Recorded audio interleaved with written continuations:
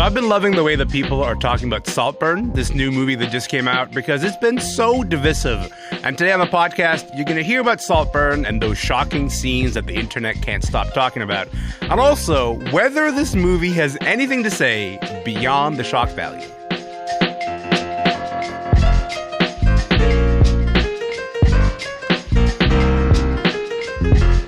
I'm Elamin Abdelmahmoud. This is Commotion. Right, so every now and then, a movie comes along that completely divides audiences right down the middle. People either love it or they completely despise it. And right now, this is that movie. You all right? Yeah, I've got a flat tire. Take my bike. Hey, that was so kind. Thank you. I'm sorry I don't know your name. I'm Felix. Oliver. Oliver. Oliver, I love you. I love you. All right, cheers, Ollie. My parents, they've got problems. What kind of? What do you mean, problems? I don't think I'll ever go home again. Well, why don't you come home with me? Come to Saltburn. So that's a bit of the new film, Saltburn. It is a dark comedy about class mobility, about queer lust, about a murder set in Oxford University in 2006. This is a movie made by Emerald Fennell, a filmmaker who previously blew up the whole internet with this controversial movie that she made in 2020 called Promising Young Woman. And kind of like Promising Young Woman, opinion on Saltburn is really polarized. There are people who think this movie is a sexy, stylish kind of thriller. And there are people who are tired of it, who think that this is just a movie full of crass shock tactics with nothing interesting to say. So Adrian Horton reviewed the movie for The Guardian. I spoke with her about this whole thing, about why Saltburn has been causing all of this stir.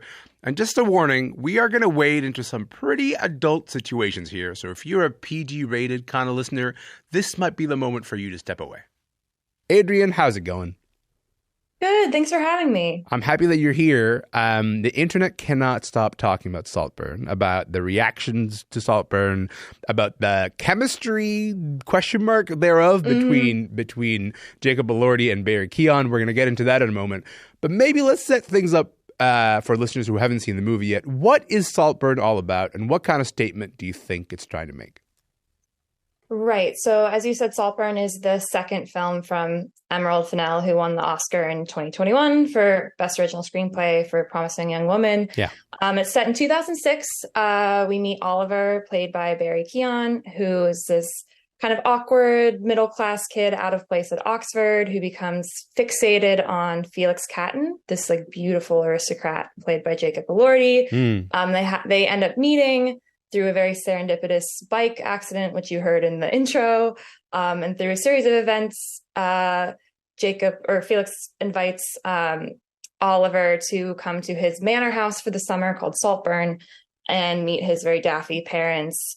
And without spoiling anything, because there are a lot of spoilers, the deeper that Oliver gets into the summer and into his like intoxication with the Cattons and their lifestyle and their wealth, the like darker and twistier and bloodier things get. And there's some really shocking moments of lust and violence, but I don't want to spoil too much because so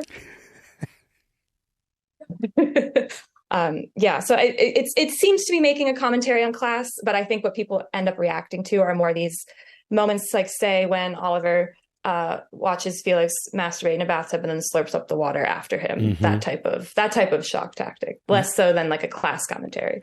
Oh, buddy, that is one of the shock moments that has traveled the internet well among people who have not seen the movie yet.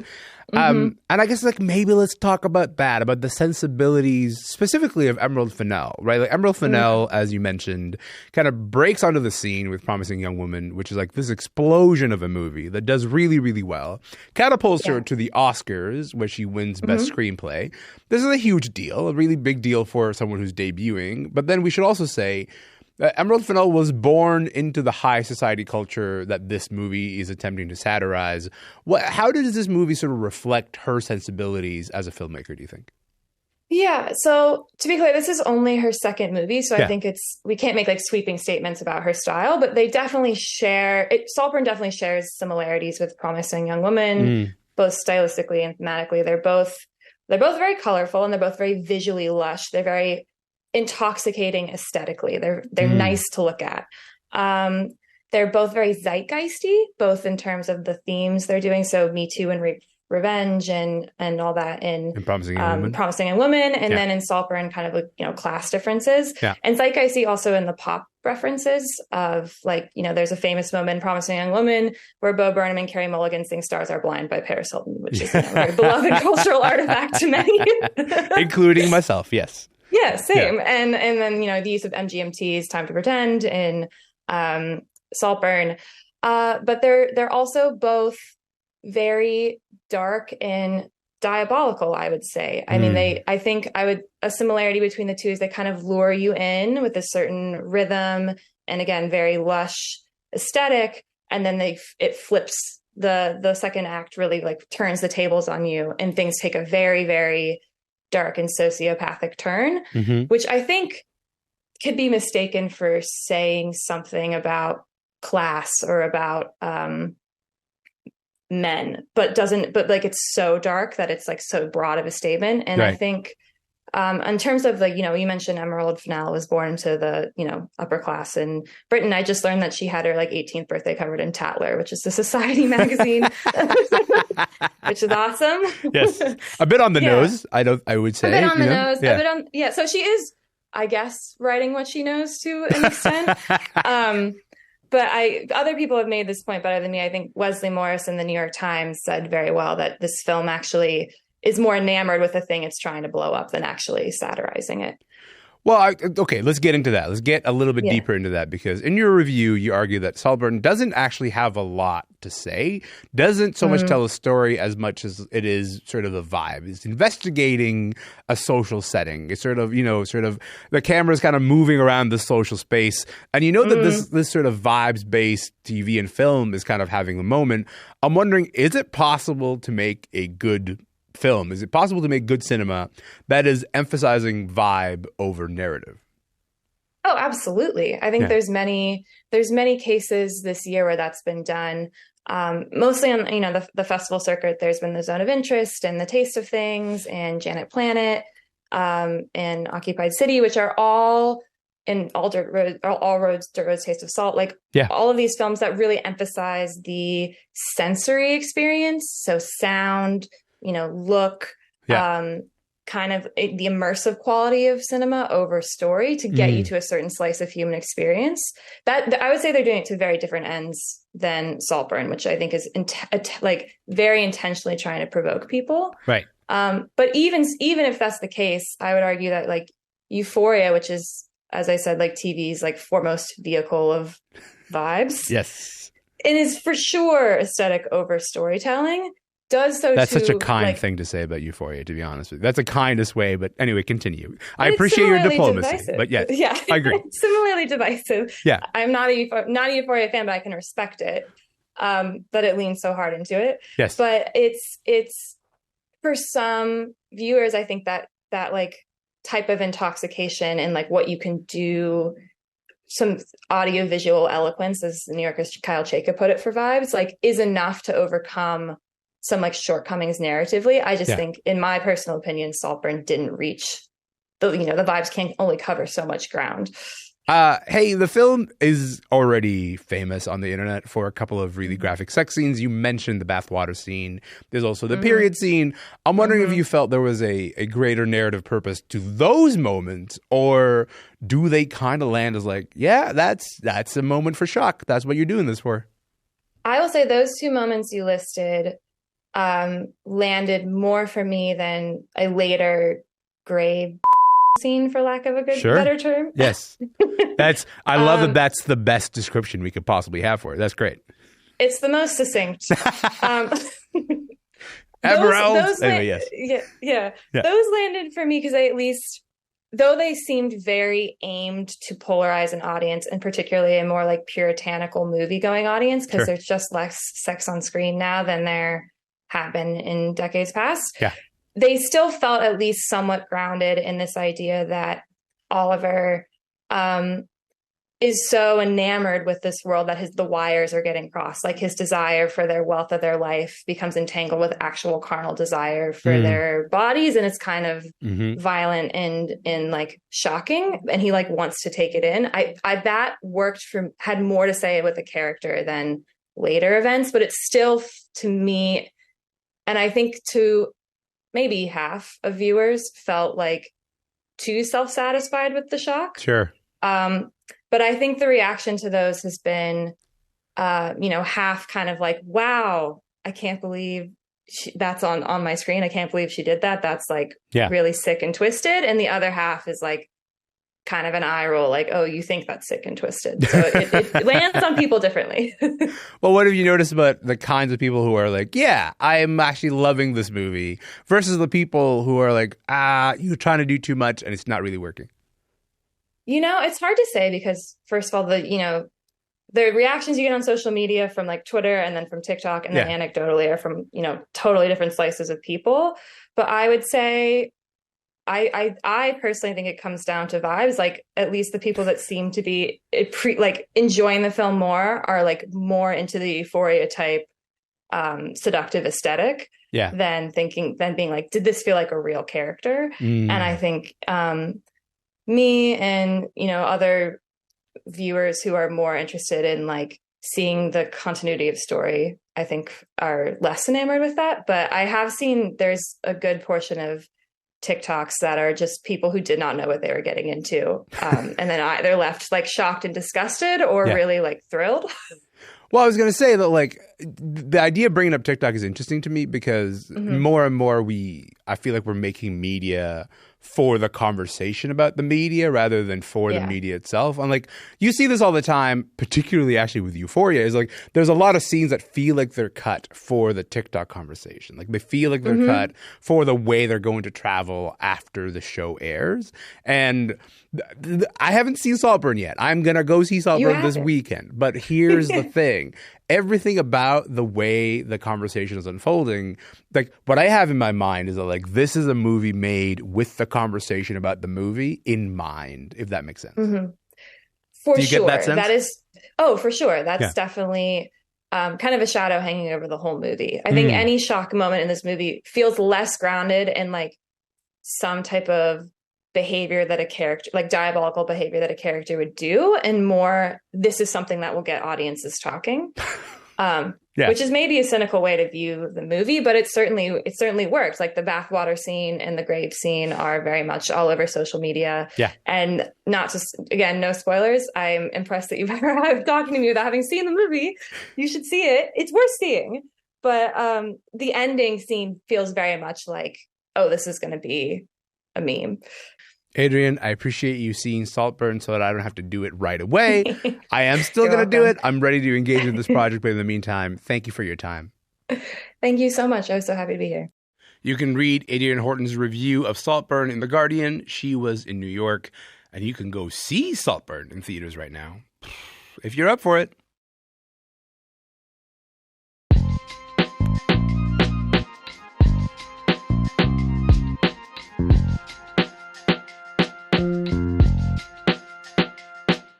Okay, so I regret to inform you that I am not much of a Food Network person. However, I am friends with people who are Food Network people, and I support their lifestyle, okay? I go, I'm very happy for you, and then they try to talk to me about the Food Network, and I go, I don't understand what's happening here. And mostly, they're trying to talk to me about one man. They're trying to talk to me about Guy Fieri. Guy Fieri is the name that I think of, the face that I think of, the hair that I think of when I think about the Food Network.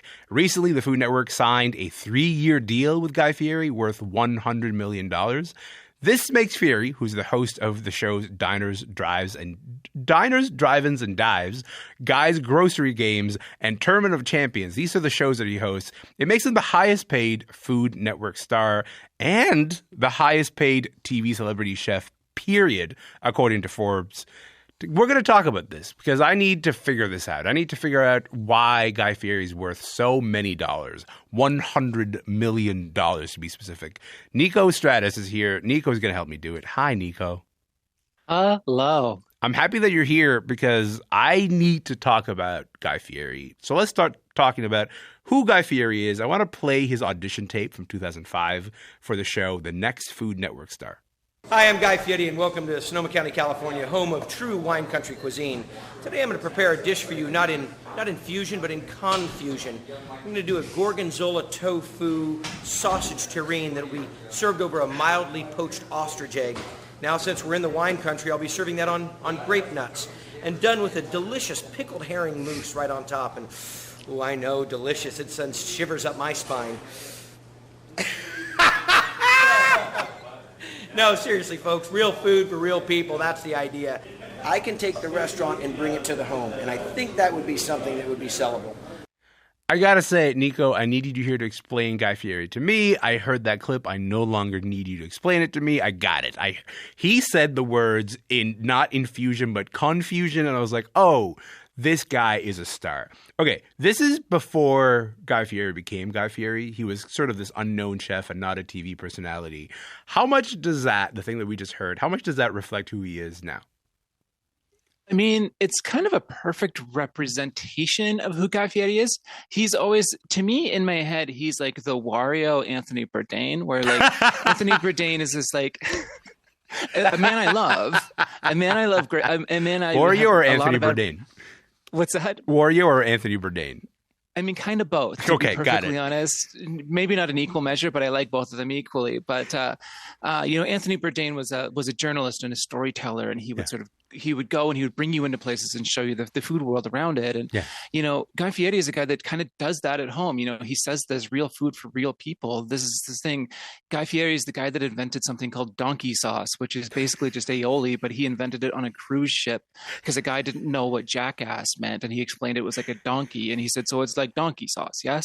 And so that's why it's called donkey sauce. Like it is like without pretension to almost a comical degree. But okay, also, like, we also got to talk about the fact that he won a reality show to get here. He won that second season of The Next Food Network Star, right? Yeah. Tell me about this competition and how he came to win it. Well, it's a competition based on personality. And you really, like if you want to talk personality, there's no one that has like a bigger, bolder one than Guy Fieri. Like when you think of him, an image comes to your mind, right? It's the flames on a bowling shirt, and it's the platinum spiked hair, and it's white Oakleys that are backwards and upside down on the back of your head. Yes. It's all of these things. It's the rings, it's the chains, it's the red Camaro. Like he is so many things in your mind, and it's almost impossible to ignore. But like a thing that you immediately get from hearing him talk on his shows is that like he's never like loud or boisterous in a mean way. He always is like really trying to bring you into this world around him. Which is maybe fitting because he calls himself the mayor of Flavortown.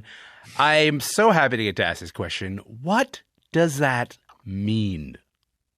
Flavortown is a state of mind that we all either choose to live in or not live in.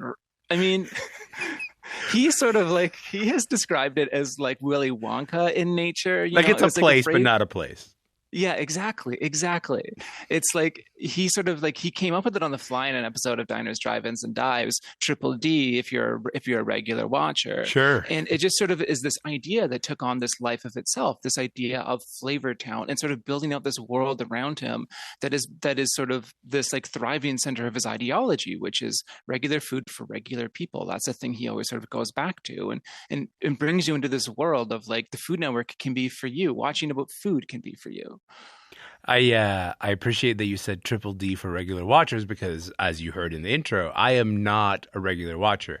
I am getting baptized into the world of Guy Fieri right now as we speak. We've mentioned that he's the most popular face on the Food Network. He's the highest paid TV celebrity chef. Let's play a clip from Triple D. Let's play a clip from Diners, Drives, and Drive-Ins and Dives. This is a show that Guy has hosted for 35 seasons. 35 seasons! He drops by, he visits restaurants across Canada and the U.S. All right, what do you get when you combine a marine biologist and a chef? No, this is not a joke, you guys. I'm really serious about this. You get a funky little joint right here on the main street of Vancouver, Canada, that's serving up locally and sustainably harvested seafood. This is the Fish Counter. That right there, that's got a good amount of flavor, not oily one bit. And you get some great crunch Batter's not too much. It's not competing with the fish. Tartar sauce, that's a nice balance right there. Fries are legit. Give me the rundown on the slaw. Kale, cabbage, rice vinegar, and celery seeds. Nice juxtaposition to the salty fried crunchy. Nicely done, my friend. I guess all I really want to hear is someone go, fries are legit. That sounds like a great recommendation to me. If someone said a restaurant and described it, hey, you should go to this restaurant, it's a funky little joint, I'm like, yeah, I'm going to go there. We should say, Niko, Guy doesn't cook in the shows that he does on the Food Network. That's not really his thing. What is his thing? He's the mayor. I mean, think of what a mayor does. Generally, think about what the mayor of Flavor Town would be, and he's this presence that's everywhere. He's shepherding people. He's bringing them in. He's helping them, steady their feet and learn the ropes and all of this stuff. He does cook on occasion. You get the idea that he knows how to cook and that he likes cooking, but he knows that his place, his role, he's the ringmaster, right? He's not there to cook. Nobody's there to watch him cook. Everybody's there to watch Guy Fieri be Guy Fieri, which is not necessarily a cook. He's bigger than that, and he brings in a lot of cooks, right? Like a lot of his shows, Tournament of Champions is a big competitive cooking show. Guy's Grocery Games is another. It's a competitive cooking show. He brings in cooks. He brings in smaller chefs you maybe have never heard of, people that run food trucks, and he puts them on TV and he supports them and he tries to give them this profile. And that's sort of his role in all of this. It's not about him cooking. It's about him, lifting up and building people. He's like a creative director of food, Yeah, exactly. Yeah, he's the CD of food. Kathleen Finch, who's the head of Warner Brothers Discovery, which owns the Food Network, said recently that Guy has this rare gift that audiences will watch his shows over and over again. It doesn't matter if it's like an old episode or a new episode, the same number of people will tune in. That is such a rare quality. What do you think it is that makes Guy so watchable? I think there's a sweetness to him, and I think there's a bit of a tenderness to him that you maybe don't expect, that you can be disarmed by. And I think he can bring you back into his world repeatedly. There's an essay that I tell a lot of people to read if they're thinking about Guy Fieri. It's written by my friend Rax King. It was in Catapult magazine many years ago. Shout out Rax King, yeah. Rax King, Rax is a great writer. Rax wrote a book called Tacky, which is about a lot of stuff that people might sort of look past or beyond or down their nose at, and wrote about, going through a divorce and also getting into the world of Guy Fieri, and sort of the blending of these two ideas is very sweet and beautiful. And I think there's a lot of that in there. When I rewatch it, it's comfort. It's pure comfort. I'm chagrined to use the word safety, but it does feel like there's a calmness in Flavor Town. The winds in Flavor Town are always calm and soothing, just warm enough to not be hot, but never too cold, And it just it feels like a place where you want to belong. I want to stay where the fries are legit, and who doesn't want that, right? It doesn't feel pretentious. It doesn't feel mean. It doesn't feel anything but a place where you can belong. And I think that's kind of perfect. Niko, I would listen to a podcast of you telling me about the affairs of Flavor Town. I'm obsessed with everything about that. But let me come back to this later. Maybe let's leave it here. Okay, we got maybe a minute left. At this point, it feels like the Food Network is the Guy Fieri network. There are no other shows. There are some other shows and other TV chefs, but no one else is really doing it the same way that Guy is. So what does it mean, you think, when a media brand is so attached to just one person? And all that money, in this case, $100 million, is going to this person and not other people. What's the effect of something like that?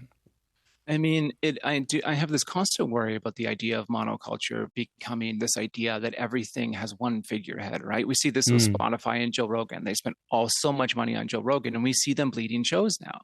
Yeah. And it's like, you've hitched your wagon to this one idea. And as much as, look, I love Guy Fieri, I love all his shows, but I also watch Chopped, which is another, long-running competitive cooking show on the Food Network.